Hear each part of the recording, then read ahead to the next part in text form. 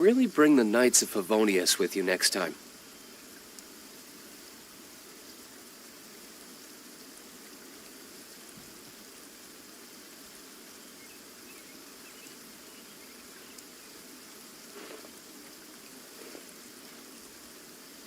Okay. I've been putting this off for a while because I haven't really had time, but we're finally able to do Lynette's Hangout. I know another event started today, but I didn't really want to do that today. Okay, let's start the quest. Begin hangout. Chicks and cats. A decision.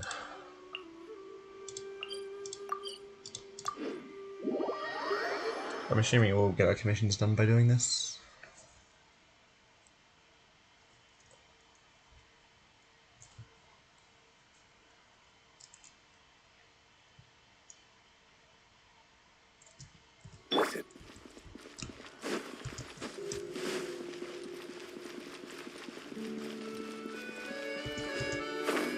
There's Lynette talking to a cat.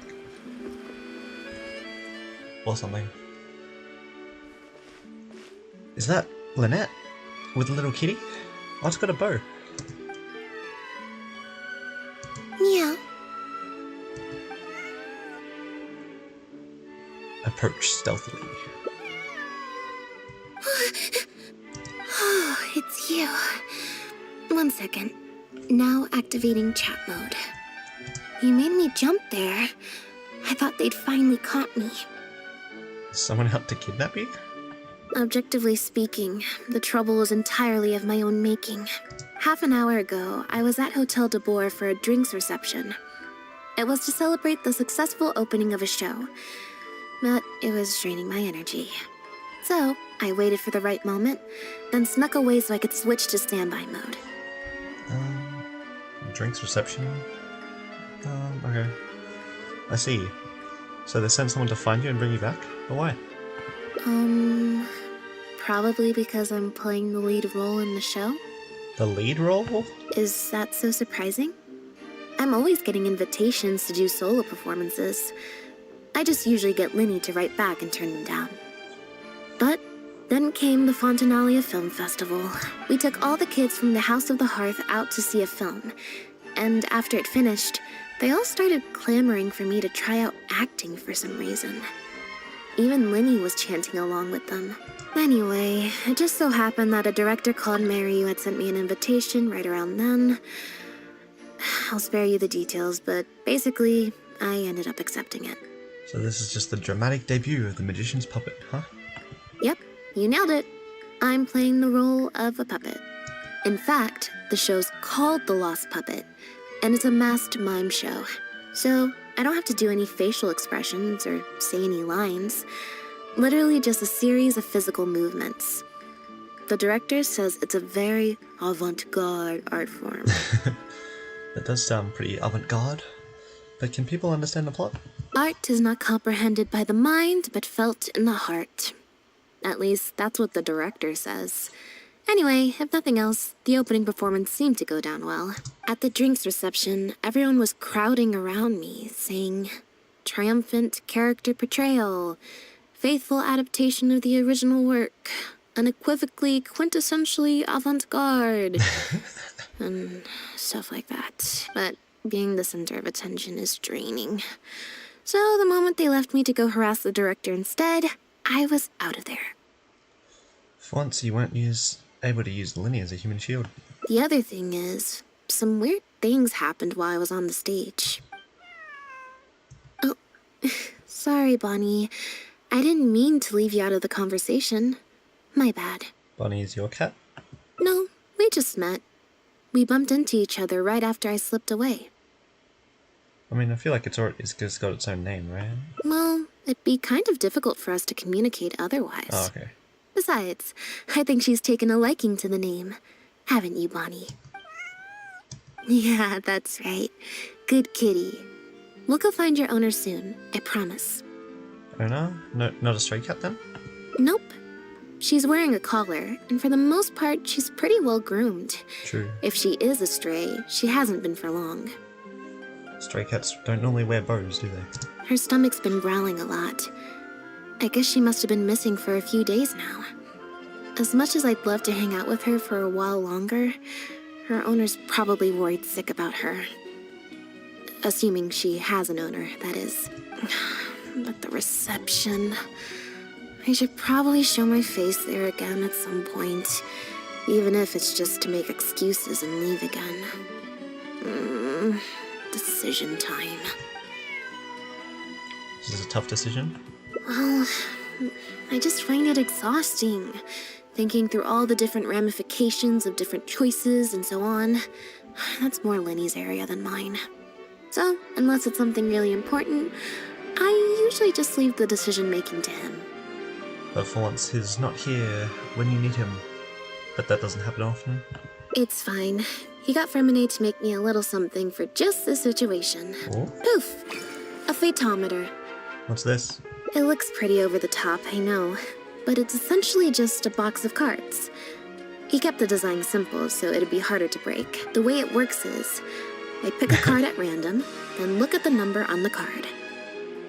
How does that? Just choose, Well, like, something? for example, if the number on the card is 5 or higher, I help Bonnie find her owner. If it's less than 5, I go back to the reception. Simple and straightforward. I just have to believe in the bond between me and my cards, and my fate will reveal itself to me in numerical form. At least, that's what Lenny said. Anyway, I guess I'll give you a demonstration. Don't make us peek what the number is. As Lynette attempts to record, the device emits a horrendous grinding I sound. didn't like that. Was I using it wrong? Maybe if I just... Lynette smacks the card box and all the cards fall to the ground, then she... Clearly, there's some design flaws to iron out.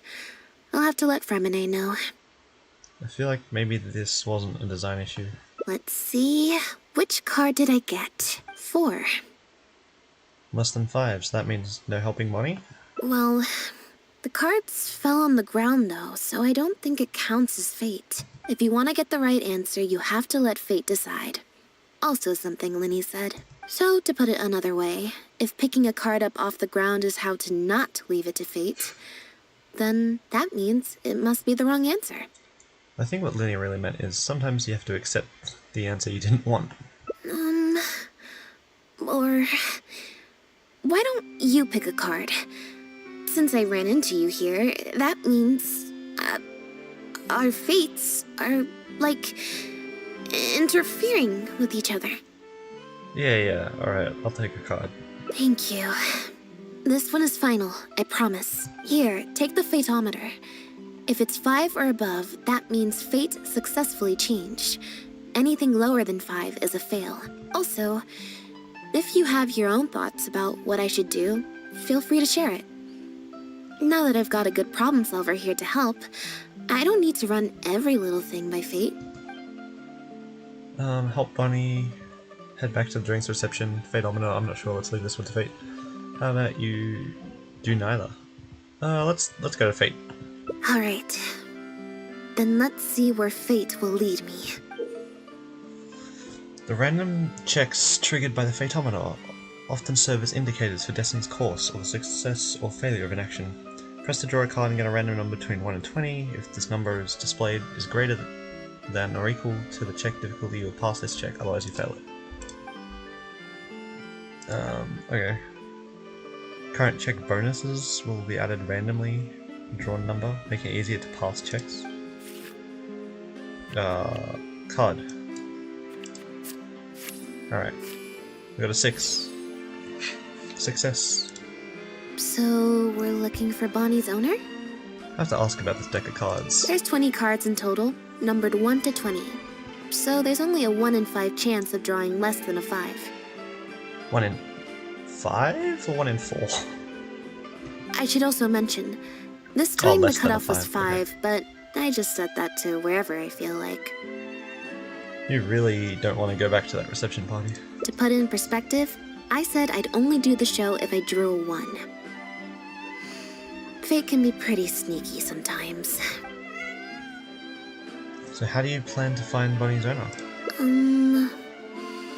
I think I'll go to the Steambird and see about putting an ad in the paper. You want to come along? I think Bonnie wants you to come with. Sure, if it means I get to hang out with you a bit for a bit longer, I guess.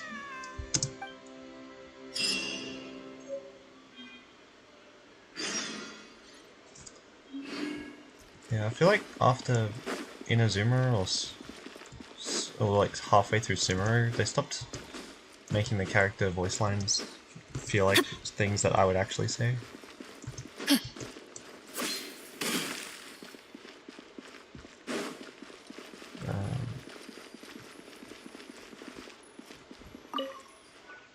Every stupendous day starts with a Steambird. Oh, hi Lynette. Hi Traveler. What can I help you with? Tales. Any commissions in there about a missing cat? I don't think so. Have you picked up a stray? Yep. If there's no commission to follow up on, could we post a notice about the missing cat instead? Why, of course. What a kind thing to do. Just fill out the form. Well, we've registered you as missing. You can stay at my place until your owner finds you. Also, I just wanted to say thanks for keeping us company for so long. Well, I should probably head back to the drinks reception. Hopefully most of the people have left by now. If you've got some time, you should stop by my place tomorrow to see Bonnie. There's a nice cup of tea in it for you. Alright. Alright. See you then.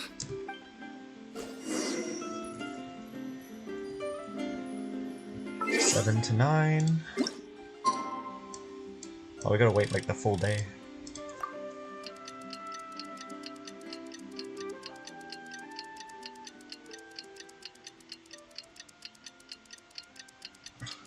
Okay, cool.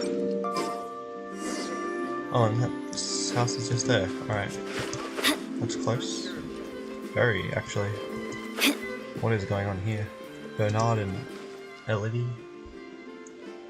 I believe this cat belongs to me. Oh no. I already told you, this isn't your cat. Just take a breather, you two. What's going on? Oh, you're here. As you can probably see, you'll have to take a rain check on that tea I promised you. At least for now. This is my friend's cat. He's preoccupied with some important business, so I came to retrieve her in his stead. Passive checks are a special type of check that need to not be actively triggered, but instead will automatically trigger at specific times. If you pass, you'll find some hidden information, such as irregularities in a person's attitude or certain incongruous details. So what, Lynette's Hangout's just D&D? Insight check. Success, okay. The way she speaks in a loud and authoritative, it's likely she's deliberately using her tone to dispel any doubts about her integrity. No. It's far more likely this cat escaped from the Humane Society. Okay, you fumbled there. Seems unnatural. His hesitation in his voice. It seems like he could be hiding something. His gaze keep drifting off to the side. It's like he's trying not to draw attention to himself. How about we let Bonnie decide? Bonnie? That's the name I've given her in the meantime. Let's see who Bonnie decides to approach. Oh, we got a 9. 1 over again. Let's go. Bonnie happily runs up to you and begins to weave through your Well, legs. this complicates things. It seems she likes me. I told you before. This is my friend's cat. It's normal for her not to trust me. Listen, I'm the director of the Humane Society, okay? We've got so many strays, dogs, cats, you name it. I'm not even the one feeding them most of the time. You can hardly expect the cat to recognize me. And how are you so sure she belongs to you? She just looked somewhat familiar, so I came to check, just in case. If she turns out to be one of ours, I'll take her back. Simple as that. Even if that's not the case, the Humane Society could still take her in, if no one else comes to claim her, that is. What's the Humane Society? We're an organization that specializes in rescuing and sheltering stray animals. We've been in business for several decades now. I'm Bernard, the current director. The Humane Society. Huh. The name sounds familiar. I remember hearing good things. You're the one in the Quartier Lyonnais? Yes, that's the one. Anyway, if it's not too much trouble, could I possibly take a closer look at the cat? If it turns out I really am mistaken, I suppose that means the cat belongs to this lady here. She would be the only remaining option after all. It belongs to my friend. With us here to keep watch, it should be fine. Go on, Bonnie.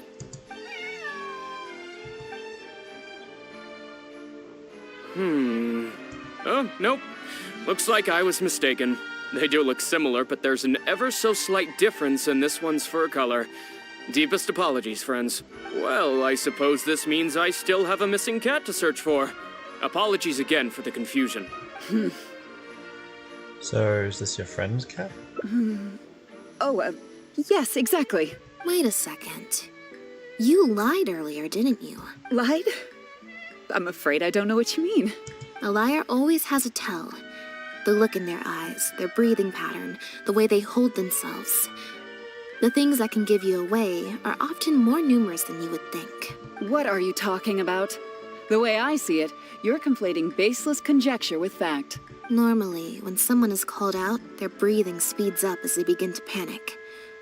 But your breathing pattern hasn't changed one bit. In fact, it's been strangely calm and measured this entire time. It stands to reason, then, that your agitated behavior earlier was all an act. If you're a bad guy, I'm sure you'll take off running the first chance you get. If you're a good guy, the most likely explanation is that you're a member of the Guards, or some similar organization. And you're basing this off of? Intuition. Nothing more. Intuition. Well, I have to hand it to you, Lynette. You're right. I'm a member of the Guards. The name's Elodie. I'm currently investigating a cross-border smuggling case. This cat here, Bonnie was her name? Well, her owner is one of the prime suspects of our investigation. A couple of days ago, our suspect got wind that we were on his tail and fled. That's most likely how he got separated from the cat. I just so happened to stumble upon your notice in the Steambird. So, I decided to see if he'd come back for her. But it looks like I overestimated him. If I were on the run, I don't think I'd come back either. The impact of this case has been huge. The Marechaussee Phantom, the Guards, and the Special Patrol have all launched investigations. If there was even the slightest chance that he would show himself, I had to follow up on the lead. So what's being smuggled? A new kind of illegal drug. Imitation synth. Oh my gosh, okay. We confiscated all the synth on the market, but addiction isn't something that goes away overnight. Even without substances on the market, people are still looking for a way to get their next fix. And criminals are all too eager to capitalize on that addiction. That was the impetus for imitation synth. Needless to say, a small-scale market opened up very quickly. After the original synth debacle, we put several measures into place to prevent similar incidents from occurring. The perpetrators got smart, though, and shifted their sales overseas before those measures could kick in. That's when the imitation synth smuggling began. We only recently got word of the presence of imitation synth overseas. We managed to track down evidence of some early transactions. What we were able to find out, however, hasn't proven that useful given the amount of time that has passed. The Marechaussee Phantom launched an investigation to track down every person in Fontaine capable of producing a drug like that. That's how we learned about Bonnie's owner. Who is he exactly? He's a researcher at the Fontaine Research Institute. His name is Pierre. Pierre Lafayette, to be exact. Lafayette. Well, and its expression seems unnatural. I'm sure she knows who it is. She usually schools her expressions with mechanical precision. The Marechaussee Phantom found him in Poisson. In addition to the cat, he also had a pendant with him. Oh, okay. I feel like I might have seen that somewhere. At first, Or at least there wasn't much cause for suspicion. A search of his house didn't reveal much to go off of either. The Marechaussee Phantom very nearly left it at that. It was only later that we realized the coat of arms on his pendant belonged to none other than the Lefebvre family, one of the most infamous aristocratic families in Fontaine. Obviously, this discovery prompted a further investigation into Pierre. At that point, however, we discovered that he'd already fled. Now the guards and the Special Patrol are all searching for him. Could his family be hiding him? That's not possible, actually. The Lefebvre family has been gone for a long time. Exactly. Many years ago, several important members of the family, including the patriarch, were murdered by an assassin of unknown origin. From that point on, family's power and influence took quite the hit. The family is engaged in all manner of crimes.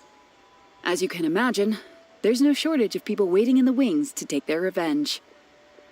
And with the family severely weakened, they were able to do just that. Most of the remaining family members succumbed to sickness or hunger. The ones that survived are currently living out their days under a new identity. Pierre is one of those very survivors. He's been hiding away in the Fontaine Research Institute all these years. His true identity unbeknownst to all. Until now, that is. Is it really okay to share all this information with us? Well, my fellow guards have told me all about how smart and courageous you both are. And I know you possess a strong sense of justice. There could be a chance that Pierre, or one of his accomplices, might attempt to get close to Bonnie. Now that you've been briefed on the situation, I was hoping you'd help us keep a lookout. If I take Bonnie back to the guards with me, there's no way Pierre will try and come for her. Not even the most daring of criminals would attempt something like that. So should we keep Bonnie with us for the time I being? have to admit, I'm not holding out too much hope that Pierre will come back for her. But if there's even the slightest chance, then it's worth a shot. Well, I've got some other leads to follow up on. If Pierre does appear, please contact me right away. Okay. What's wrong? It's nothing. I'm fine. Could she have assassinated the family? It's just the head of the Lefebvre family. Oh. He was Okay. the eminent person who kidnapped me all those years ago. It was at a dinner party. Someone tricked me into boarding the Lefebvre family carriage. Whoever it was, they took me back to their home. But before anything worse could happen, Father intervened. Then the assassin already mentioned. Yep. Father was the one who orchestrated the fall of the Lefebvre family. That's what led Lenny and I to join the House of the Hearth. Right. After all these years. I never thought I'd hear the Lefebvre name again. You okay? Don't worry about me.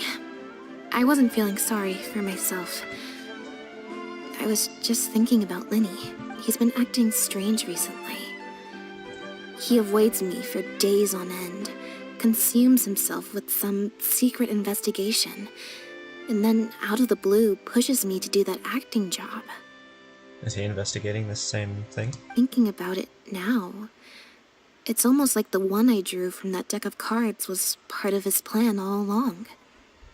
He must have asked Fermanet to help him out. In any case, I know he's hiding something from me. He's really pulled out all the stops this time. Do you think he knows about Pierre? It's very possible. I'm sure he tried to send me away because he was afraid it would bring up some painful memories for me. It wasn't necessary, though. Even after all these years, he's still as overprotective as ever. You'll have to help me teach him a lesson if we run into him along the way. Along the way, are we going somewhere? Yep. I want to head to the Fontaine Research Institute to learn more information about Pierre. Just let me activate search mode, and then we'll head out. Who knows? Maybe we'll run into Lenny along the way. Are you trying to help with Lenny with his investigation, or are you trying to prove yourself? A little bit of both, perhaps. For the most part, though, I just have the sense that something's not right. Something isn't adding up about Pierre's story. I'm just not sure what. I also want to know what secret he's hiding, but sometimes you've got to take... Bull by the horns, right? Okay, I'll write a letter explaining everything to the crew. Once that's done, we can head out. Okay. Heading up to the New Fontaine Research Institute.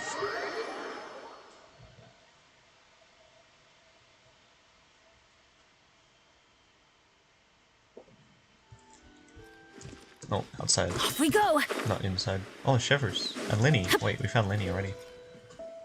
Lynette, you're, not at rehearsal? You can drop the act, brother. In fact, I don't think either of us will have a need for acting anytime soon. You should know better than to try and keep something from me. You've never been able to do that, even when we were kids. And that's why I tried to distract you with the masked mime show. But I guess you're just too good. Care to introduce us to your new assistant? This is Officer Shovras, captain of the Special Security and Surveillance Patrol. You may have met her already. We meet again. Nice to see you. I should clarify something. Mr. Linney's here at my invitation, not the other way around. To borrow your expression, Miss Lynette, I suppose that would make him my assistant more than anything. We've brought on Mr. Linney as a consultant in the past. He was instrumental in helping us crack a case involving a perpetrator who used magic tricks to commit crimes. I was hoping he'd be able to provide some valuable insight this time around as well. You here because of the affair case? So you've heard everything then? That's exactly why we're here. There's always been questions surrounding the fall of the Lefebvre family. Some people even believe the House of the Hearth was involved. Whoever was behind it all was extremely cautious. They didn't leave a shred of evidence. This very fact, however, leads me to believe it was indeed the work of that harbinger. I took a look at the entrance and exit records of all the carriages that night. Let's just say it wasn't hard to deduce that there's ill will between you two. Don't worry, I don't have any evidence to that effect, and I certainly don't plan on going to bat for such a despicable family. Plus, you were victims back then more than anything. I sought Mr. Linney's help with the smuggling case. Nothing more. You're really teaming up with the House of the Huff? The way I look at it, it's a collaboration between us as people, not the organizations we represent. Besides, by working together, we can expose the truth as quickly as possible. You can hardly say that's at odds with the justice my organization strives for. I'm assuming you wouldn't be opposed to some extra help. Not at all. I was planning to invite you from the very beginning, Miss Lynette. It's just that my assistant here raised some objections. Linny, I'm not the same person I was back then. That little girl who did nothing but cower in the corner in fear. She doesn't need saving anymore. I know you want to protect your little sister, but little sisters don't stay little forever. I'm sorry, Lynette. You're right. I let my concerns get the better of me. Oh, and the next time you want to distract me, you should try a different approach. Who's this? You pick up a stray while I was gone? It's a bit complicated. I'll explain later. Anyway, her name's Bonnie. Well, if there are no objections, then I suppose the only thing left to say is... Lynette, Traveler, welcome to the team. It said Traveler instead of our name. Shivers and Lanisha. It appears the Lefebvre family was very Too much particular words. in their use of insignias and emblems. Shivers and Linny share with you what they've learned over the past few days. Alright. The family would use different emblems to mark differences in status, blood relation, and the like. In fact, the insignia that was discovered on the pendant was used to represent an illegitimate child. So that would mean Pierre... Wow, okay. It's highly likely. That very status might have been what allowed him to emerge from the fall of his family relatively unscathed. It would also explain why he was able to assume a new identity as a researcher with relative ease. We discovered something interesting, though. After talking to some of his co-workers, it appears he pretty much works at the Institute in name only. He's practically been cast out. Huh. What happened? Apparently, Pierre was once addicted to synth. He tried to use the resources at the Institute to create a substance with a similar effect. He claimed it was just for research purposes, but the Institute revoked his access to the relevant materials regardless. He was placed on disciplinary leave, pending a thorough investigation of his actions. But it seems the Institute ran into some trouble along the way. Could have been a lack of personnel or a timing issue. In any case, they had to table their formal investigation into Pierre. Unfortunately, that also included reporting any relevant information to the higher authorities. As for his family background, it appears none of his co-workers at the Institute were aware of that information. All they could tell us was that he was quite the recluse. Maybe we'll have to take our investigation elsewhere. You find anything useful at his residence? Other than the pendant, we didn't find anything else of note at his residence in Poisson. Based on the samples of imitation synth we've been able to analyze, it appears the substance leaves behind strong traces wherever it's produced or stored. Those traces might not be obvious to the casual observer, but they're not something our guard poodles would miss. Pierre's home, though, came up completely clean. We didn't find any records indicating possible involvement in overseas transactions either. So, the Marechaussee Phantom didn't view him as a major suspect at first. Maybe he had a separate, dedicated area where he made the imitation synth. Well, his neighbors did say he was often gone for long stretches of time. You would think with him out and about so much, people would have spotted him around Poisson, but residents said they barely ever saw him in town. If his reclusive nature was just a matter of keeping a low profile, I guess it would make sense for him to have a secret base to carry out his business. After he disappeared, the guards conducted a thorough search of Poisson, but they didn't come across any suspicious locations. Poisson. Where is it, Lynette? You know Hotel de Boer, where I first found Bonnie? To get there from Poisson, you have to cross a stretch of ocean. It's not somewhere a cat could just wander off on its own. A cat? You mean... Bonnie is Pierre's cat. Oh, that's right! When the Marechaussee Phantom first tracked him down, I remember there being something about a cat in their report. So this is her? From what we've learned about Pierre's habits, he doesn't seem like the type to venture out without a purpose. So what you're saying, Lynette, is that Bonnie couldn't have gone missing in Poisson. If that's true, then... She must have wandered off only after Pierre brought her to his secret base. Exactly. Bonnie might even know where it is. Wait, you think the cat can lead us there?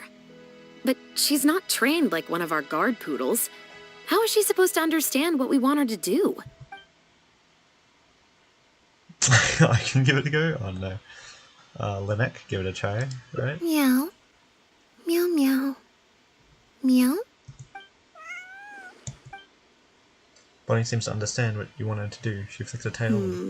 Near the coast, the beach, and beneath the cliffs. The place we're looking for is most likely north of the Court of Fontaine. Well, I've certainly never alright. taken a witness statement like this before.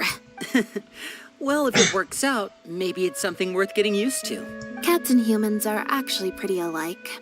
When it comes to communication, most of what we want to convey can be accomplished through body language alone.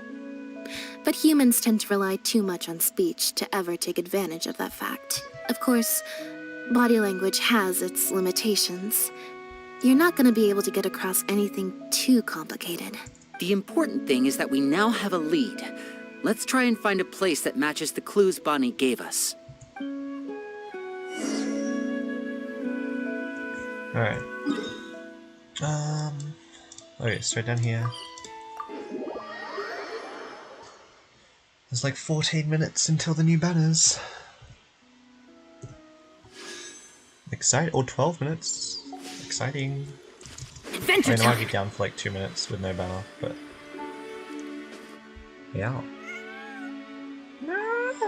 Seems like Bonnie is trying to take us somewhere. Oh, okay. Follow the cat.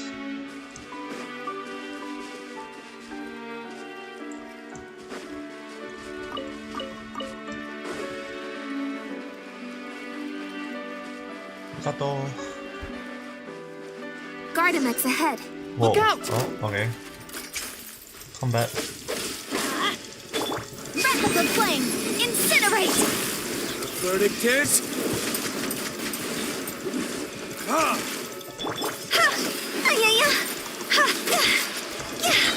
Fire, pants on fire! Teamwork is Maybe I dreamwork. shouldn't have popped Let's down. loop them boom. It's burst thing now. Oh, there's still more Gardamex, never mind. very good at it. Time for retribution! Having a full pyro thing today is kind of annoying. I'm going in! Time for your arraignment!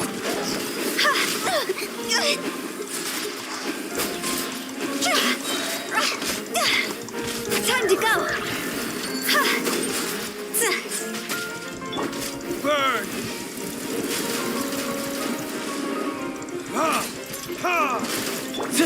Let's light it up! Boom boom!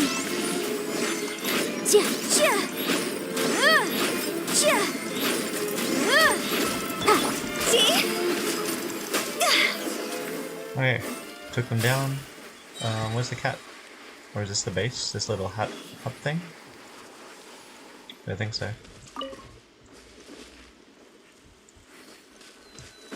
Alright. Wow, Lynette, you found this place so easily. If I thought there was any chance you'd say yes, I'd recruit you into the Special Patrol here and now. No questions asked. Sounds familiar.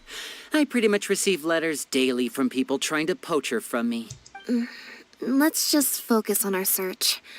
There's a lot to investigate. Okay. Aha! Just as we thought. This is where the imitation synth was being made. These bottles and jars, they're all imitation synth? Looks like he's got more than just imitation synths stashed around here. In addition to the raw materials needed to synthesize the substance itself, there's a large quantity of cleaning agents and a few drugs I haven't been able to identify. These cleaning agents are likely used to dispel traces of the substance, like its smell. The Special Patrol did some digging into imitation synth. Our records indicate that it's very difficult for ordinary people to detect traces left behind by the stuff. I'm sure that was the case for Pierre as well. It must have taken a considerable amount of time and skill to ensure all those traces get washed away. But what are these other drugs for? What else is there? There's 3 things to investigate. Oh, don't want to be on the table. The material these bags are made of, it's quite rare. Doesn't it look similar to the material used for your magic pockets? It's the very same, actually. Romaritime flower fiber. But there's something special about the composition of these bags. I took a closer look, and it appears they're not only waterproof, but also corrosion and leak resistant. Even the strings look specially designed to keep the bags closed nice and tight. I came across some bags made of the same material just now, but they were much smaller and thinner. From the look of them, they seemed far less durable as well. So, kind of like one of those small sealed bags? Very similar, actually. Normally, it would be easy for a guard poodle to sniff out the imitation synth, but if it was sealed away in a bag like that, it might be possible to elude detection for some time. But what could these big bags be for then? If the goal is to keep the imitation synth hidden and sealed away, these bags seem a bit too conspicuous.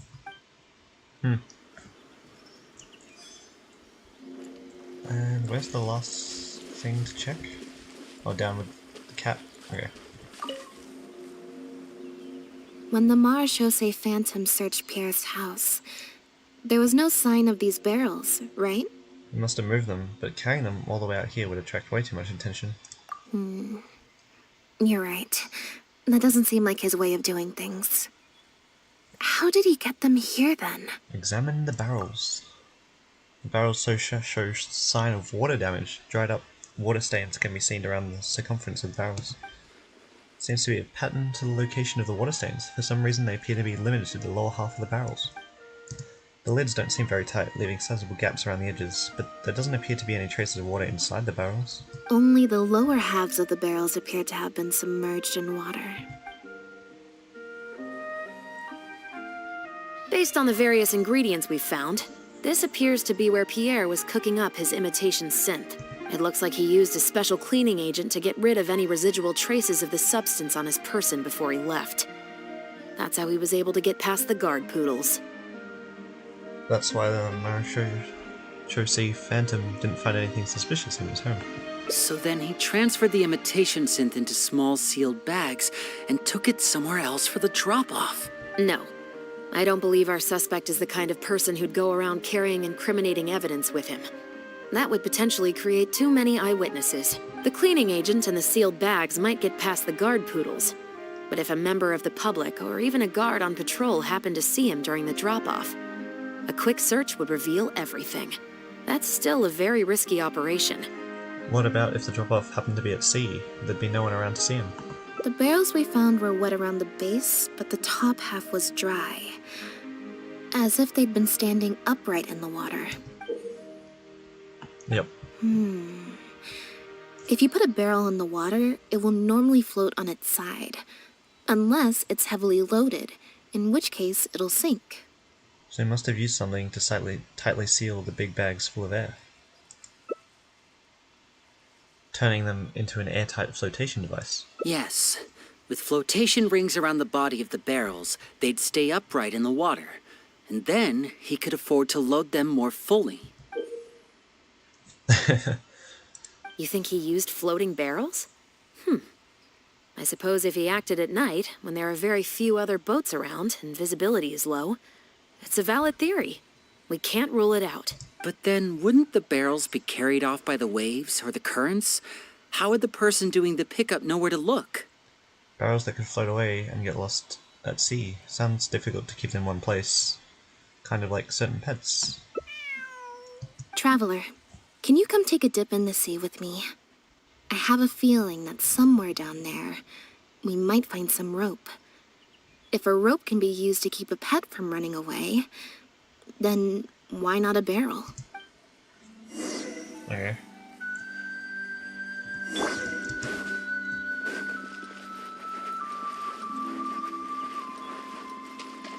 I want to jump in, but it's kind of hard from this way this kind of works. Like, still can't dive immediately. Oh, there's the rope right there. Or a sunken boat. The wreckage of a small boat? Very suspicious. This isn't the place. Oh. Another thing here. This isn't the place. That's not the place. No. How far around we go? Oh! That's rope. On a rock. Got it. Time to go up and report. We found the rock. We don't have any Fontaine characters to dive out of the water with.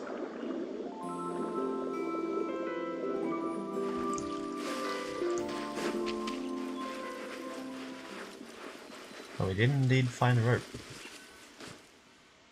As expected, we found a few pieces of rope and some anchoring stones underwater. If you attach them to a floating barrel, it would look like this.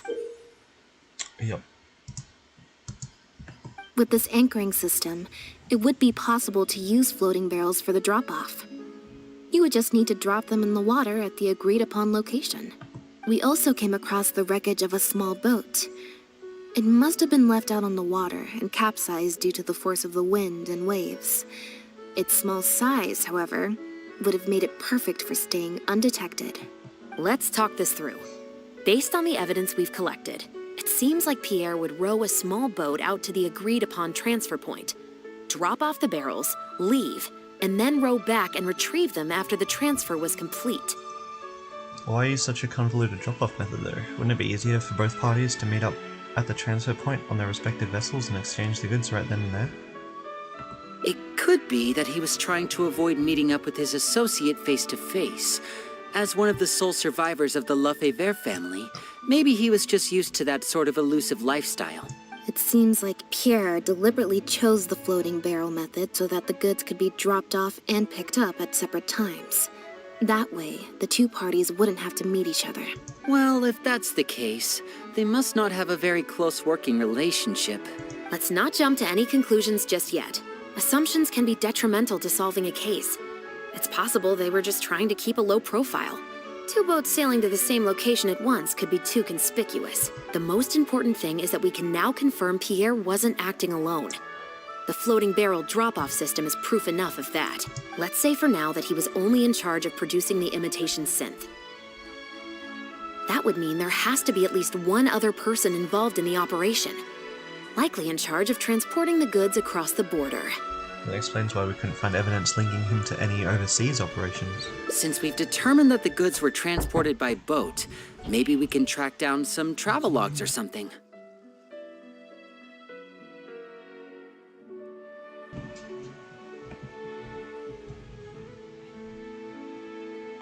We can certainly check the various ports for that information.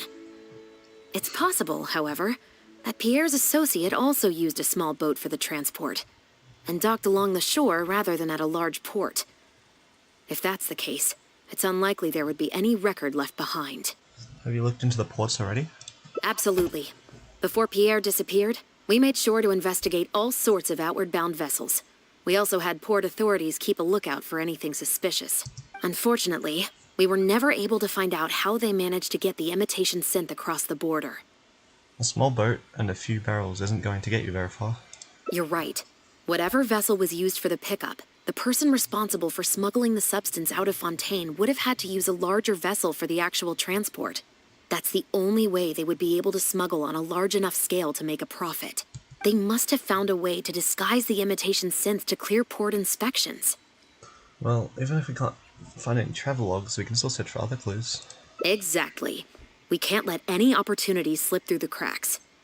Although, given the amount of ports that could be involved, we should probably split up. I'll run home and ask some of my brothers and sisters to try and dig up some information. I should also head back and update my platoon on our progress. I'll grab some reinforcements while I'm at it.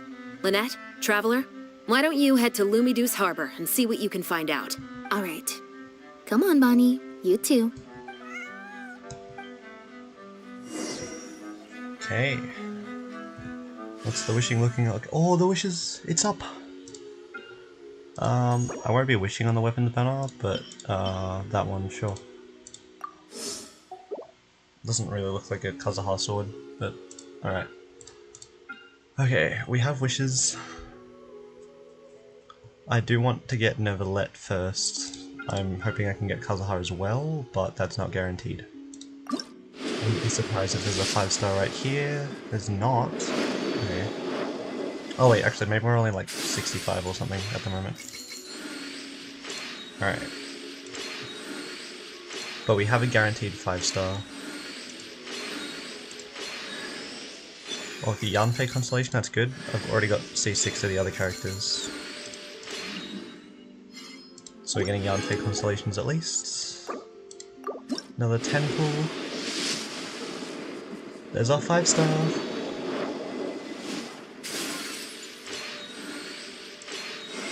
There's Neuvillette. Greetings. I am the Chief Justice, or Iudex, of Fontaine. But you may simply address me by using my surname, Neuvillette. Not because I wish to keep my distance from you. No, I am merely conscious that being overly familiar may bring the impartiality of the judiciary into question in some people's eyes. If you have any requests or concerns, then, to the extent permissible by law at least, we can sit down and discuss them together as we partake of some imported water from Chaoyin Village. Alright. We got Neuvillette. But can we get Kazuha as well? Wait, oh we D-Luke? We got 2 5-stars and we lost the 50-50 already!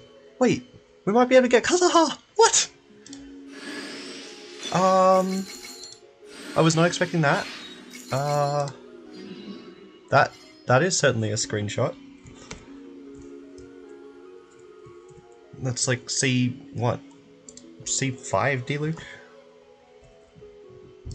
Or something? I didn't actually get a screenshot, but I can get that later. Yep, that happened. Can't even see it in the history. Okay, now we can try and get Kazuha with a much higher chance than I expected.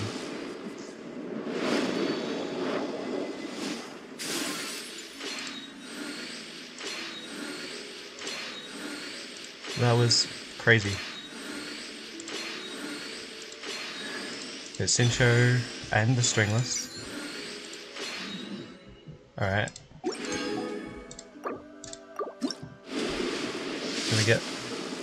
Can we actually get Kazuha as well then? I really wasn't expecting that.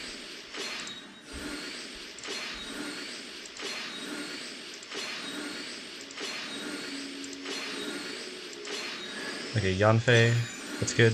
C5, I think. Ooh. I mean, we're probably gonna have to go a decent bit. Like, there's no way we get in that early again after what just happened. What was... We lost to 50 after getting Neuvillette at like 2 pity. That would have been really funny if we got C1 Neuvillette in one temple. I'm glad we lost the 50-50 though, because that makes it far more likely that we get Kazuha.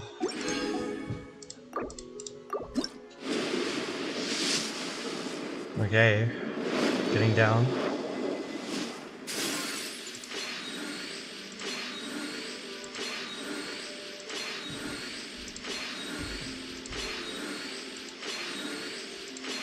Can we get C6 Yanfei or Barbara? We've already got C6 Barbara.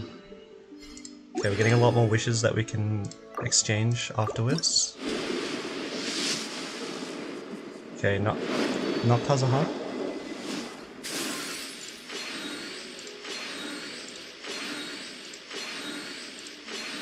Can we get C6 Yanfei? Oh, the Favonius Codex. Alright. I'm just gonna quickly pop into the shop because I have not done the Stardust exchange yet. Do that real quick. Head back. I've got no clue what pity we're on. It's not Kazuha. I don't know how many temples I've done. Maybe 6? Oh, we had like 8,400 primos, so I could probably do the math, but it's probably like 40, 50. Okay. Not quite enough, but I will definitely purchase a few of these, because why not? Okay, one more temple. 4-star, alright.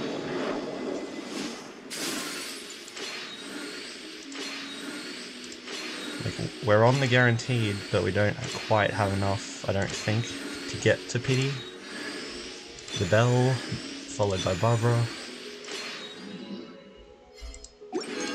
I'll just do singles now. I'll start buying stuff if I need to afterwards.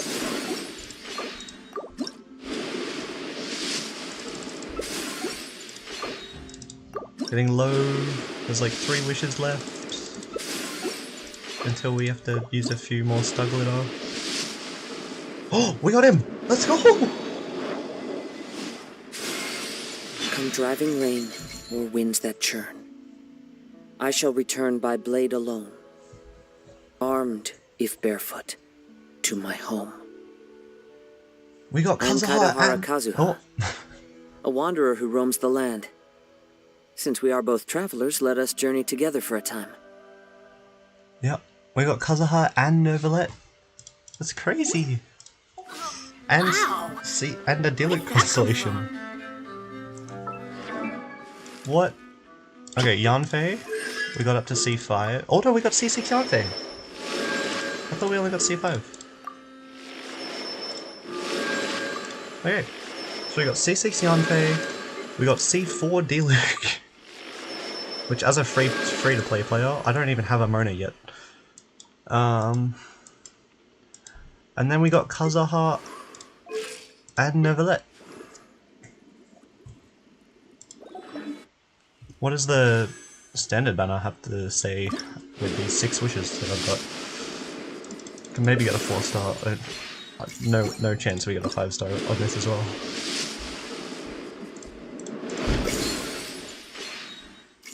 Oh, there is chat. My chat's not working on my phone. Yeah.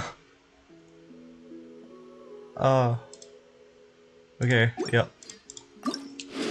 I'm not reloading my phone so I can see the chat again, because apparently that's not working. Oh. Yeah, that was crazy.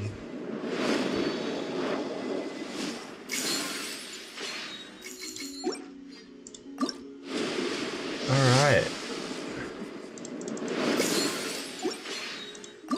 Last wish of the day. Okay, nothing from Sand Matter. I knew there was a chance, but I didn't think we were getting that chance with a lost 50-50. I thought we had to win the 50-50 to get both. That was insane. Alright, I'm going to continue on with Lynette's story quest now. Or Lynette's Hangout. Wow. I haven't even unlocked this part of the map yet.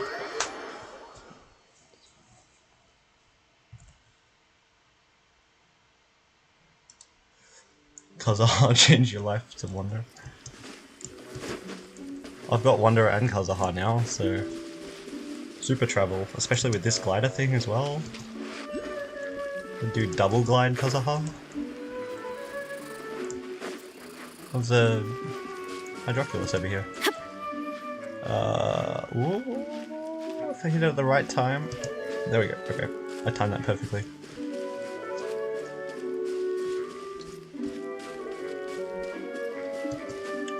Well, that's...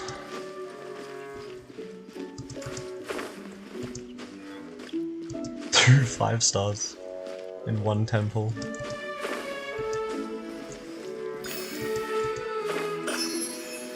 Alright.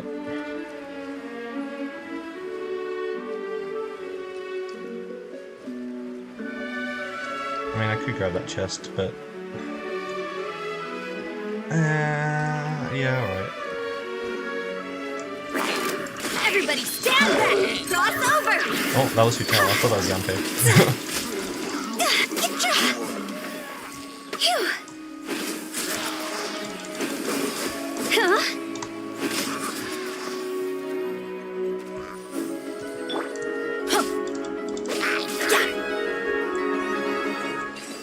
Alright. Now that's what I call treasure. So many notifications now, because the thing just rotated over. Okay. GG's. Now what? I've got 54, oh no, 64 characters? Oh, there's a quest on the map as well, over here.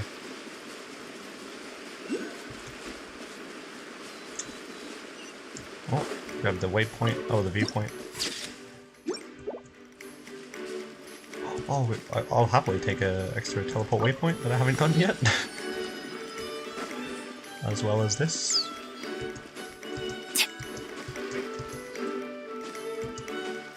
How do you get this one? Guess you just kind of jump off a bit, yeah, and float down. Alright, over here? Yep, I think so. Or it's just in the middle. Oh, just around to the middle.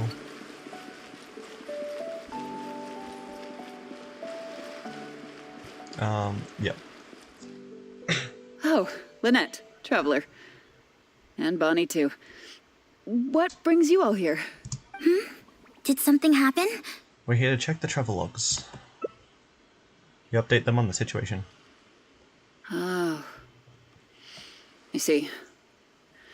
Thank you for everything you're doing for the people of Fontaine. What are you doing here? I'm in charge of guarding the port. You mentioned you were after some travel logs, right? I can go fetch those for you. Alright. Looks like I've got another hard day of work ahead of me. I think it's usually pretty hectic around here. No, not usually. It's this incident that happened recently. Before that, everything was normal. All we had to do was confiscate anything suspicious and we could call it a day. Pretty simple stuff. But things are much more complicated now. We somehow let suspicious cargo pass through the port undetected. Not even our guard poodles were able to sniff it out. Even worse, we still don't know how the perpetrator was able to conceal the goods so well. By suspicious cargo, do you mean imitation synth? Yep. However, prohibited substances are just one example. We confiscate all sorts of contraband during the course of our inspections. Or at least, we're supposed to. So what happens to the goods you confiscate? Oh, we keep them in a storage locker.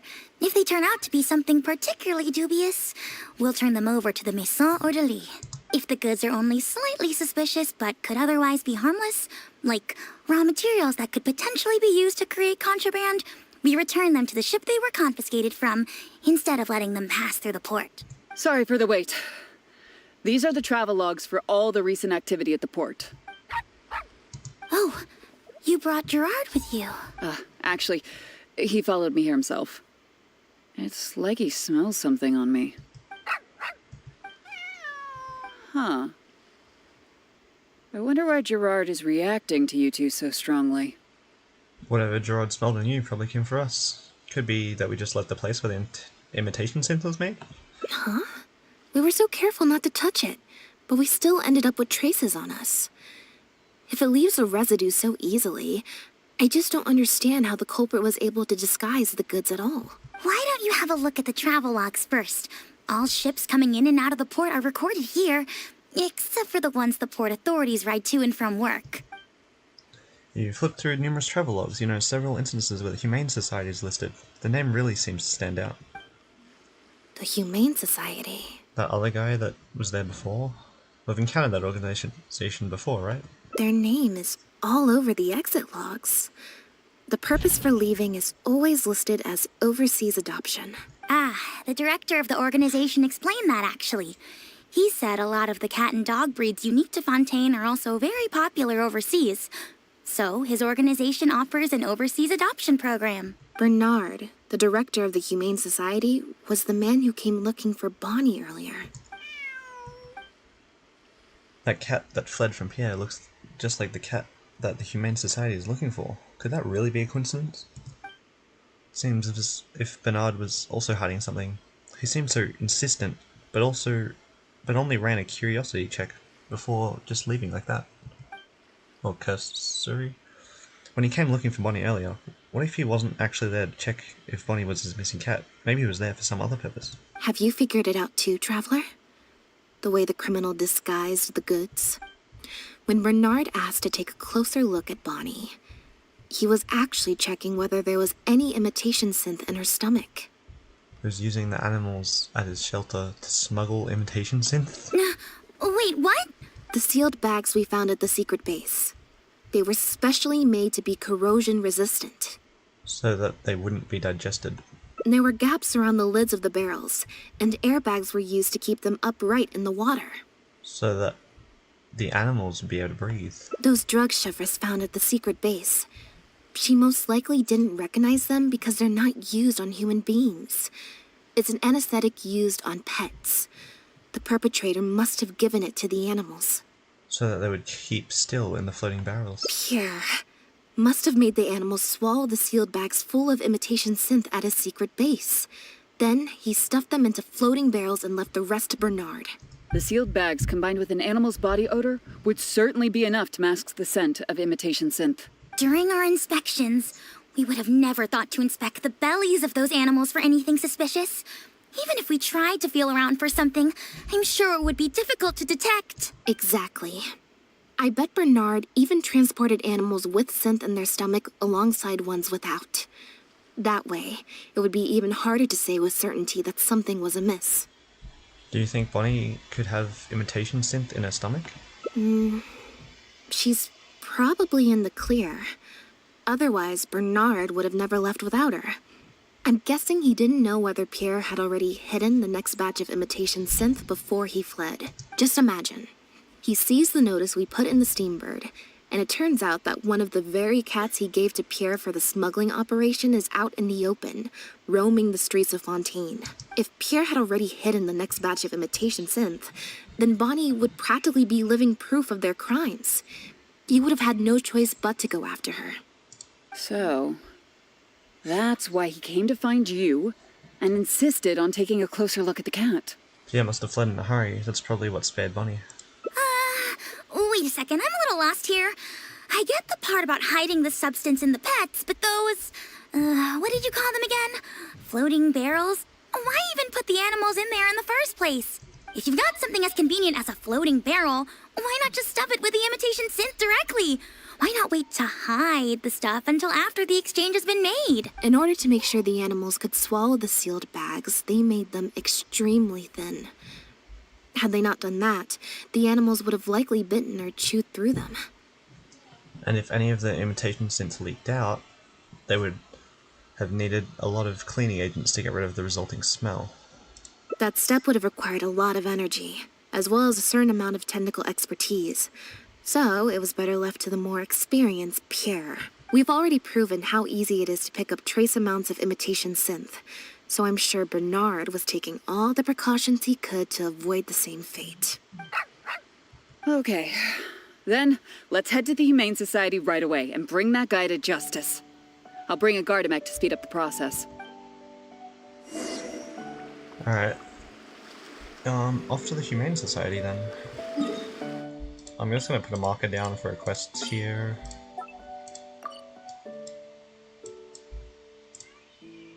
Alright.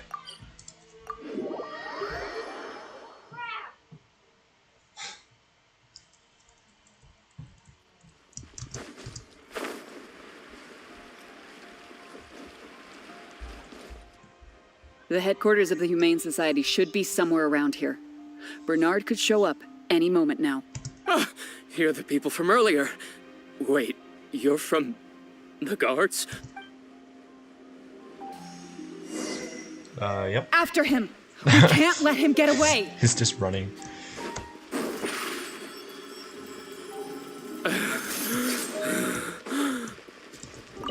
Got him. Give it up, Bernard. Mercy. Have mercy. I'll talk. I'll tell you everything I know. The Humane Society has done so much good over the years, and yet you have committed such an atrocious deed in its name. Look, I didn't have a choice, okay? My father cared about those blasted animals so much, he didn't bother to take care of his human wife and son at all. While those animals were showered with love, I lived worse than a dog. No one asked. Tell me, how did you first get to know Pierre? Well, after I took over the Humane Society, it gradually became harder and harder to maintain its operations. Until one day, someone suddenly passed me a letter. It said that I could stand to get a large sum of money as long as I helped them to transport some animals abroad. It was only after a few such transports that I finally understood what I was really transporting. But then, Pierre wrote to me, saying that we were already partners in crime and that I better keep cooperating with him if I didn't want to be reported to the guards. I would order wooden barrels and flotation devices according to his instructions, and then load the sleeping animals onto a boat. Once I sailed to the location he provided, I would dump everything together into the sea. And a few days after that, I'd come by again in my boat and pick up the animals sleeping in the barrels. Once I had received enough of them, I'd bring them to the harbor to be adopted abroad. That guy, Pierre, he was running the entire show. He set up all the meeting time, found all the foreign adopters. Oh, and he even supplied all of the goods, too. I just did the transport. He was the one who planned out and executed everything else. So where is he now? Look, I don't know, okay? I've never ever met him in person. We've only ever communicated through letters. And when did he send his final letter to you? Just last night, he said that the Marechaussee Phantom is now after him, so he's planning to go into hiding for some time. He didn't mention where he's thinking about going, though, but he did tell me to look out for the guards. It's been a few days since Pierre's last appearance. I'd wager that he sent that letter after he found his hiding spot. So where is the letter now? I burned them. It was on his orders. I had to burn every letter after reading them. I wasn't even allowed to share them with the rest of the society employees. Sure sounds like you're trying to use the lack of witnesses or evidence to pin the blame on Pierre. No, I swear, this time I'm only telling you the truth. Well, we can check the truth of your statements at the Opera House. I hope you know what'll be coming for you if I were to find any discrepancy between the evidence and the testimony you just gave. I know, I swear I was just telling the truth. My thanks to you both. Had it not been for you, I really don't know what would have happened to this case. Bonnie helped, too. That's true. It was all thanks to her that Bernard was finally exposed. Bonnie suddenly runs and hides behind you and Lynette. And it looks like she's grown quite fond of you two as well. Then I'll leave you be. Just let me know if you find any other new leads. Where'd Lenny go? Lynette's expression seems a bit unnatural. Seems like Lynette still has something on her mind.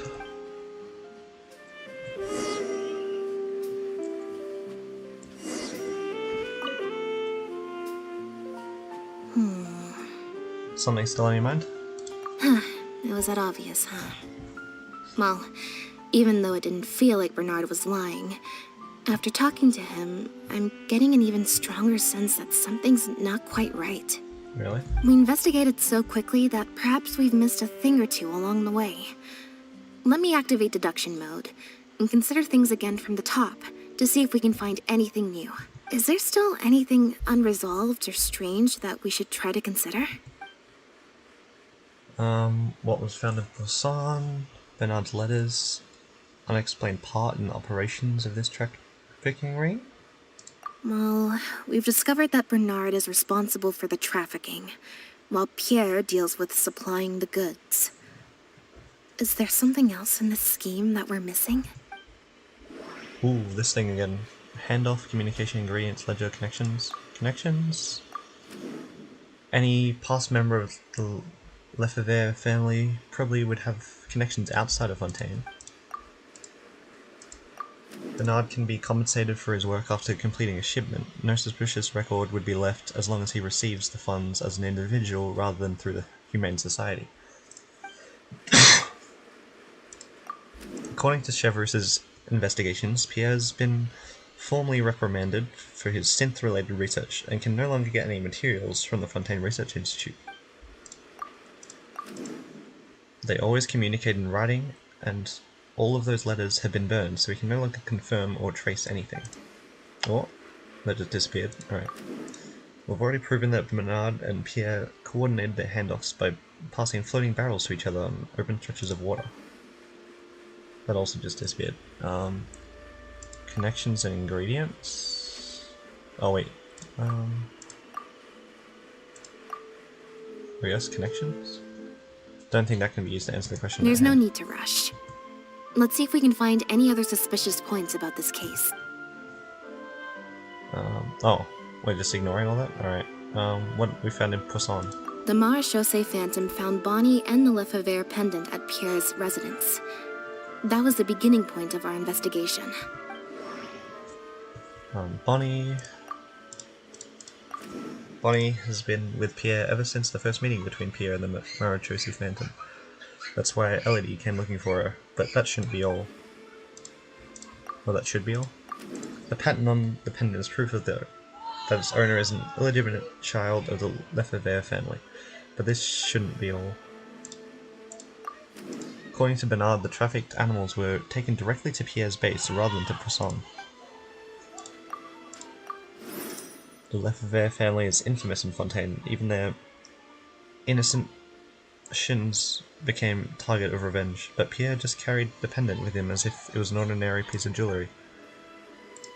Associate with the pet handoff. The end of Lefebvre and the pet handoff. Gives us initial suspicions. Pierre became the key suspect in the case because of a suspicious cat and a suspicious pendant.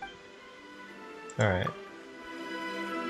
Why would he leave such an obvious trail for us to follow, when he took so much care to not leave any traces of imitation synth in his home? About Bernard's letters. Bernard claims to have received a letter last night from Pierre. In the letter, Pierre stated that he had gone into hiding. Is there something wrong with the letter? The letter's delivery method? Regardless of whether he sent it anonymously or secretly delivered it himself, it's no longer something we can follow up on. Bonnie had already been on the loose for a few days when we found her yesterday morning. That means she had already broken free when the letter was written. Oh. Escape location? The letter didn't mention Pierre's hiding spot, although it makes sense that Pierre wouldn't want anyone to find him. Letter's purpose. If the point of the letter was to tell Bernard to get on his guard, then why didn't it also warn him about Bonnie? I guess submit that. If Bonnie had imitation synth in her body, then she was a liability that had to be recovered at all costs. But if she wasn't carrying anything, then it would have made sense to tell Bernard not to worry. And thinking about it, Bernard only attracted our attention in the first place because he came to look for Bonnie. Could it be that the person who wrote the letter also knew nothing about Bonnie's whereabouts? Or they had a separate goal entirely? What? Attempt to close the case. Now behave, and follow me to the interrogation room. Ow! That hurt. Ow! Contemplation. They're about to leave. Is it really okay to let them go? Oh, well, we need a check. Oh, we need a 20? Initial oh, we got a plus 10 though. Alright. Let's go with this card. It's an 11 plus 10, right? 24. 24. Oh, it was 14. Okay. No, we can't let her get away. Hold it right there. Is there something else you need from me, traveler? Bernard and Pierre, they weren't really acting alone, were they? Huh? I see. It all makes sense now. Hey, what are you talking about? Look, even our confessed criminal here has no idea what you're saying. Because he has been kept in the dark all along. And I assume it's the same with Pierre. Bernard thought he was communicating with Pierre, and Pierre thought he was taking orders from Bernard. But for all this time, neither of them knew that there was a third person all along. That never quite added up for me. Why did Pierre feel compelled to return to his home with Bonnie and the pendant, and make them so easy to find for the Marechaussee Phantom? Any animals Pierre received from the floating barrels should have been taken directly to his base, and considering his precarious situation, the pendant should have been the last thing Pierre would leave lying around. Both of these things are in stark contrast to his usual meticulous and vigilant behavior. There's only one reasonable explanation. He was following orders, just like Bernard. He probably received the following instructions right before the Phantom came knocking on his door. Bring the cat and the pendant, and our undercover agent will be sure to help you. Unbeknownst to him, however, the third person who wrote that letter to him had long decided to sacrifice him and Bernard to save themselves. They instructed the two men to communicate through letters and barrels specifically so that they never get to meet each other. Honestly, this third person probably planned to sell both of them out from the very beginning. What? You can't be serious.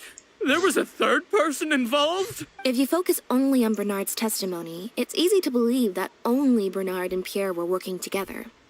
The case appeared extremely simple. Bernard did the trafficking, Pierre the imitation synth production, drugging, and stuffing. With everything accounted for, the third person would then be cleared of all suspicion. Wait. But that doesn't make any sense. If that's the actual truth, then as soon as Pierre is caught, he'll explain his side of the story and the third person will...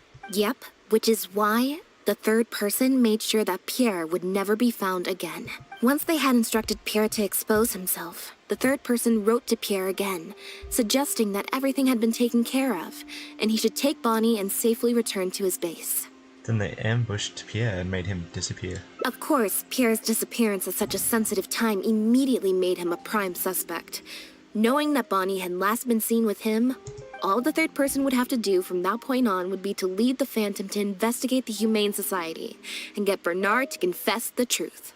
Bernard would then testify that Pierre was the one who came up with the whole plot, and Pierre would be seen as having gone into hiding in anticipation of getting caught.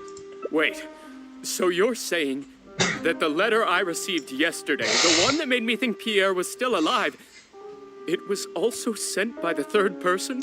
Is Is that what happened?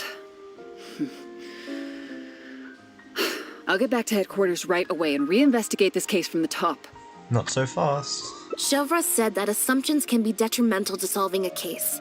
Someone among us, however, has been feeding us all kinds of preconceived notions ever since our first meeting. They suggested that Pierre's disappearance was an attempt to escape the judgment of the law, and that Pierre was a scion of the Lefebvre family. But if the disappearance is truly just a cover-up for a murder, then couldn't the true scion have been an illegitimate daughter, rather than an illegitimate son? Miss Elodie Lefebvre. Huh?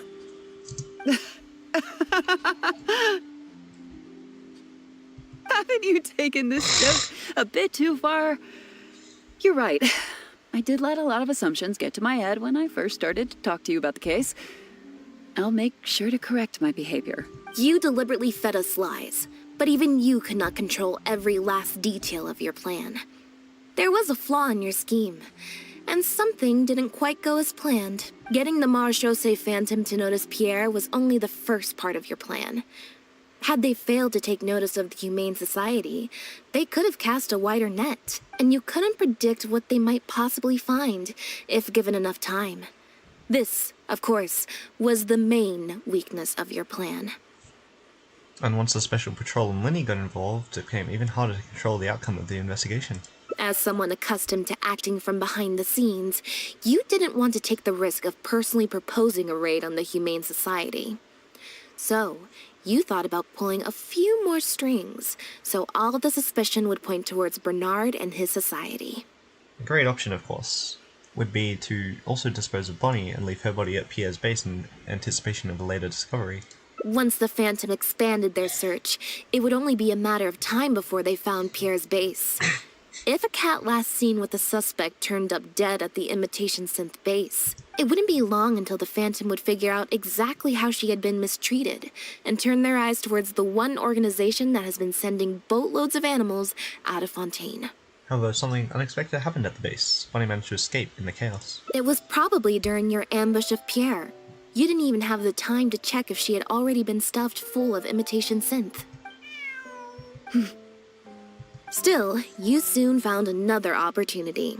Before long, Bonnie had made her way back into the city, and even popped up on the Steambird. Like Bernard, you desperately wanted to confirm the contents of her stomach, so you hurried to find us.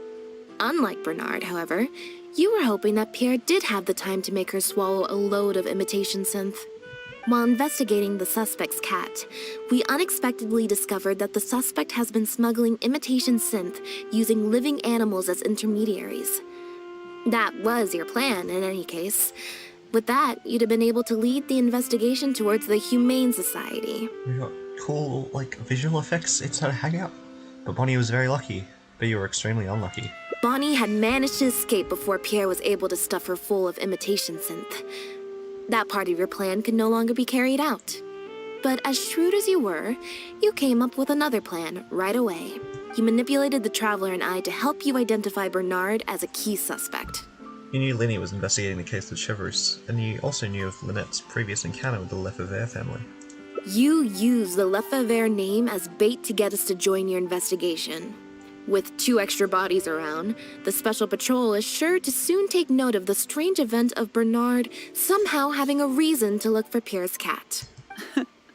So, what you're saying is, I went to all that trouble just for the chance that you might put forth the suggestion that would lead you down the wrong path. Of course, you did far more than that. Just now at Lumidu's Harbor, were you not the person who highlighted the suspicious activities of the Society? By showing us the port's travel logs? You even highlighted the Society's activities during your compilation of the logs, so they'd be immediately visible to anyone examining the records. Moreover, the logs contained no records of the Port Authority's activities. In other words, your activities. And what are you trying to suggest with that? I am insinuating that you had plenty of opportunities to transfer the raw materials for imitation synth from the harbor to a boat, and then sail over to the meeting place full of floating barrels. Once Bernard had placed the animals in the barrels, you'd open the lids and also dump in the raw materials. As long as you did it before Pierre came for his pickup, there'd be no one in the there'd be no one the wiser. And that's how neither the trafficker nor the manufacturer knew there was a third person who supplied the raw materials and surreptitiously operated between them. First, you got in touch with both parties and secured the raw materials, then you instructed Bernard to prepare the floating barrels and the animals. After that, you slipped the raw materials into the barrels next to the animals and requested that Pierre pick up the barrels and bring them back to his base. Pierre manufactured imitation synth using the raw materials you provided, stuffed the animals, and placed the animals back into the barrels. Having received the green light from you as Pierre, Bernard then retrieved his animals and shipped them out of Fontaine once he had received enough for a full batch. This is the truth behind your smuggling ring. I can't believe it. I never put two and two together. You've sure got an extremely lively imagination. So what do you think she's going to say next? I've thought about a career in writing crime novels, but do you have any evidence? But do you have any evidence? Yeah, let's go. It appears that it's quite easy to predict what you'll think or say. Then if we apply that to this case, we can also think of a few places to look for incriminating evidence. You know very well that this case will not end until Pierre is found. So you will have him commit suicide out of fear and shame to end the investigation for good. That way, you can also pin the blame for the overseas smuggling activities, the theft of the harbor's confiscated raw materials, and even the Lefebvre name on him. After all, dead men tell no tales. But you still want it to appear as if he had sent that last letter to Bernard, so you have to make sure he cannot be found until after Bernard has confessed to the authorities. To do that, you either will hide his body until you've found an appropriate time to set up a fake suicide scene, or you'll dump it someplace where it'll be hard to determine the exact time of death. Submerged in water, for instance. The location would ideally allow you to keep the body hidden for some time while also letting you keep an eye on it. You could keep it in a very cool environment to be handled later. An example of such place may be somewhere in your own boat, or set fire to it to make it look like he'd burnt himself to a crisp, or underneath the waters near the Lumideus Harbor. Let's go with that one. There are only so many options to hide a person's time of death after all. As long as the Phantom investigates each of the possibilities in turn, they'll surely find Pierre's remains. Especially since, as the prime suspect who will now be taken into custody, you will no longer have the time to move him, or set up a fake suicide scene to cover up the murder. How absurd. And on what grounds will you order my arrest? Don't think for a second that your spouts of nonsense will amount to any kind of real argument. After all, I'm... Elodie Lefebvre! As the captain of the Special Security and Surveillance Patrol, I hereby declare you as a suspect in the case. If you have any objections, you may raise them later during interrogation. Well, that's good timing. That's right. We received a message from Lumideus Harbor that you were going to investigate the Humane Society. We didn't expect to run into you at such a critical moment. While at the harbor, we noticed something else extremely interesting. Apparently, you often used all kinds of excuses to swap your shifts. And if one were to match the times of your shifts to the activities of the Humane Society and those of certain foreign ships, they'd find them to be an exact match. That's just a coincidence. Yes, I'm sure you have already thought of a dozen different ways to explain away the suspicious activities. But as far as evidence goes, that should be enough to warrant taking you into custody. Don't worry. If it turns out that the guards are still unable to find any evidence after all this, Lynette and I will do everything in our power to clear your name. Although judging by her reaction, I assume no follow-up from us will be needed. The Lefebvres were infamous for using disguise and infiltration to achieve their goals. Who would have thought that they would have planted someone within the guards? Judging from the timeline, they likely arranged for you to enter the guards before the fall of the clan. But they probably didn't expect you to turn it to your advantage and use your job to save yourself during the purge. Not only that, but you actively participated in the interrogation, arrest, and judgment of the Lefebvres during their fall, thus clearing yourself of suspicion. You brutally and cruelly abandoned your allies as soon as they outlived their usefulness, just like a lizard cutting off its own tail in order to live. You've been doing this for years. So you played me like a fool after all? What just happened to him? Bernard is suddenly knocked out by a sudden strike.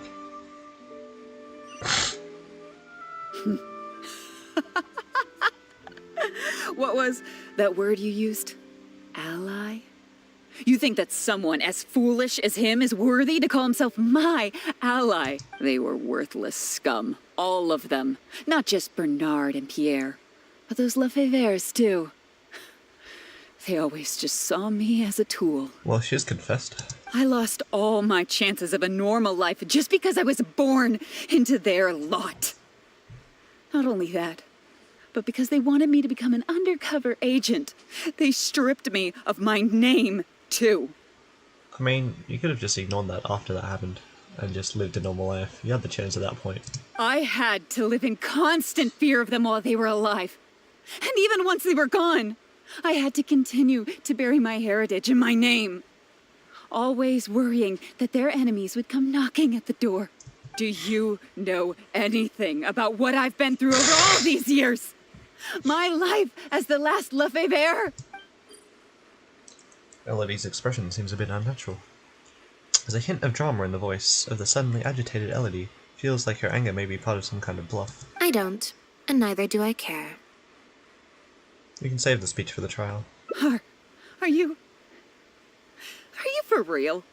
Aren't you a Lefevre victim too? Elodie, you're the only one still living under the shadow of a name.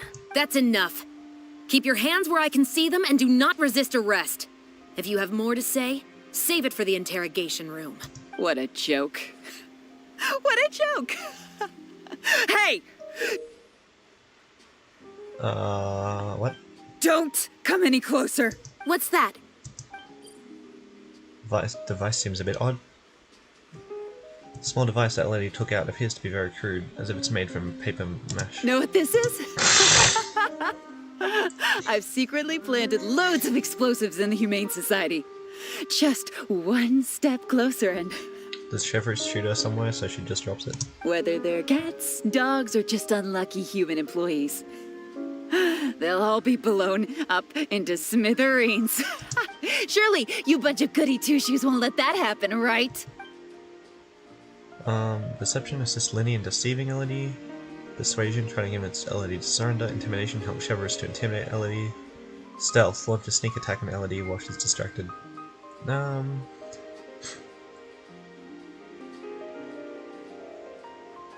Stealth? 15?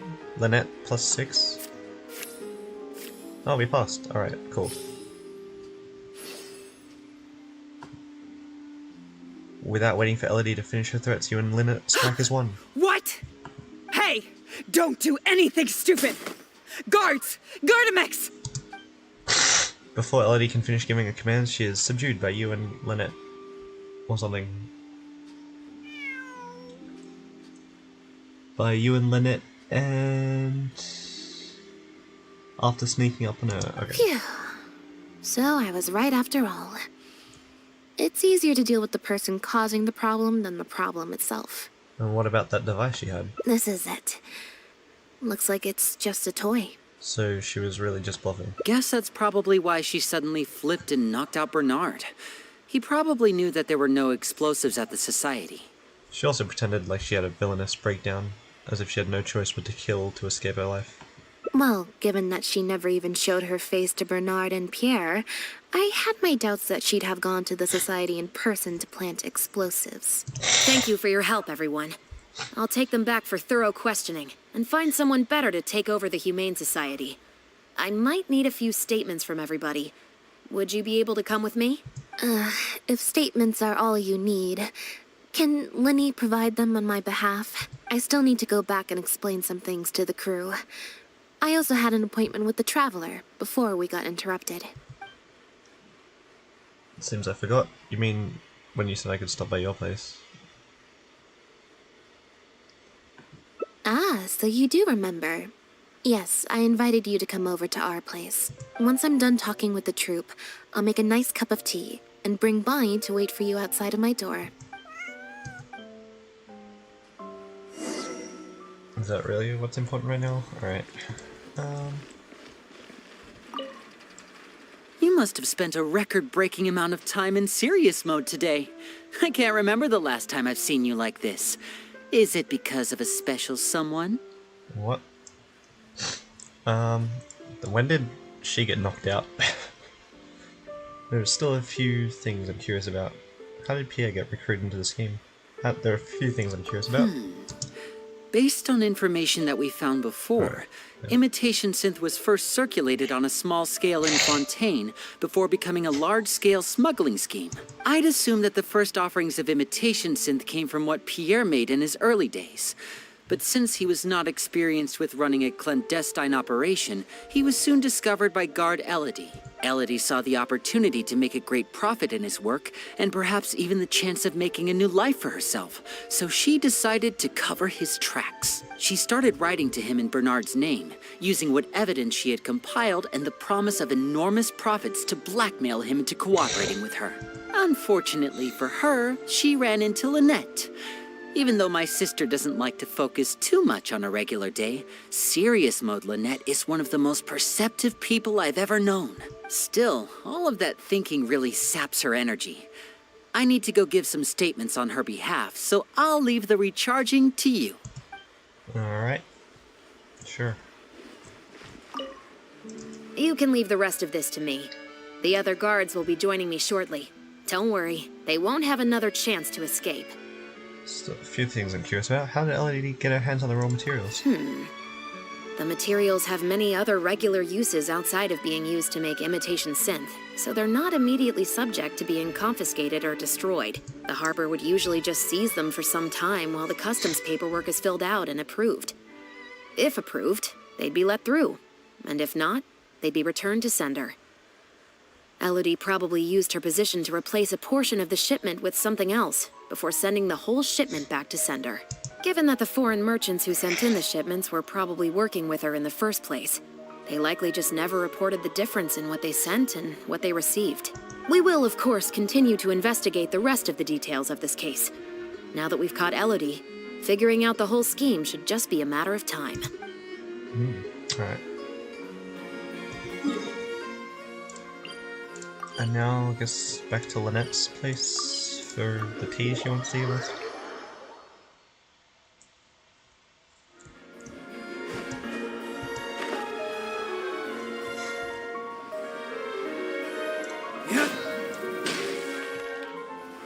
That didn't hit the cat right. Black tea and a cute kitty. Truly the best combo for standby mode. Want some? Cup of tea, please. I hope you'll like it. Are you not interested in any follow-up developments from it? Not at all. Information is indeed very important, but if you were to try to collect every piece of information you come across, your efficiency would actually decrease. Plus, if you just think about it, what sounds more fun? Writing a statement or enjoying a tea party? The cute kitty. Great answer. That'd be my pick too. Had we not run into that case, we could have spent the entire day like this. But now, I'm running low on both time and energy. The key isn't how long you spend in standby mode. With quality time, you should be able to recharge more quickly. I guess. You're right. I can sense it. I'm recharging very quickly at the moment. When did you start to suspect Elodie? Something about her rubbed me the wrong way since the very beginning. But to be more precise, it was probably around the time when I saw Bonnie try to get away from her. After you arrested Bernard?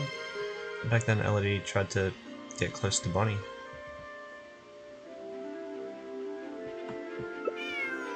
Elodie tried to get close, but Bonnie deliberately dodged her.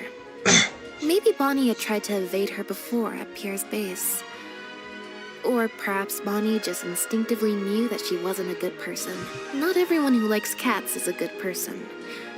But if cats like you, you're probably alright. Fair enough. Humans tend to overthink things, but cats rely on their instincts, and they're pretty sharp. I mean, just look at Bonnie. She took a liking to you the moment you met.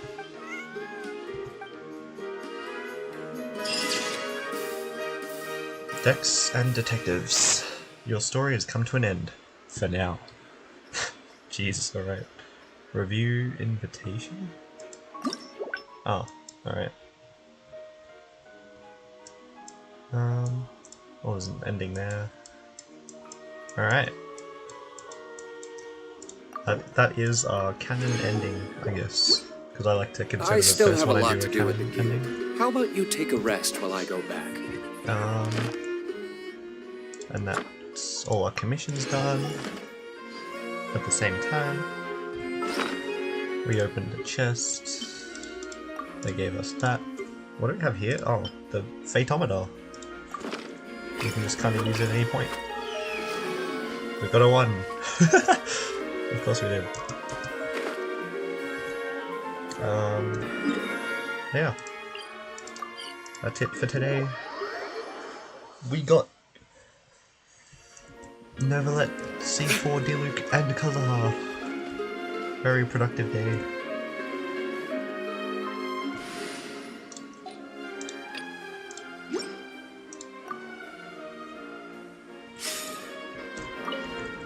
Oh, actually, wait. This is the friendship team, so we can add Kazuha and Neuvillette to this. I think it's Chevrolet and Diana that are at max. Sounds good to me. Thank you for permitting, no, inviting me to join you.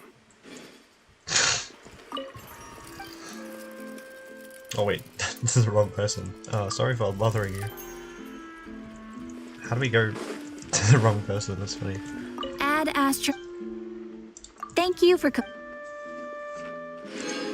Add Astro. Alright.